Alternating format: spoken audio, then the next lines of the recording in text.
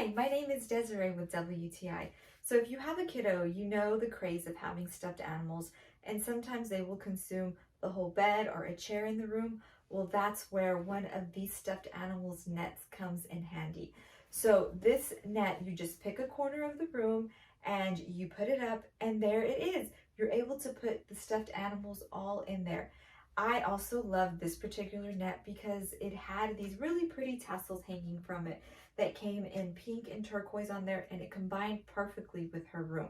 So now it added a nice decorative piece and a place to be able to add in all of these stuffed animals.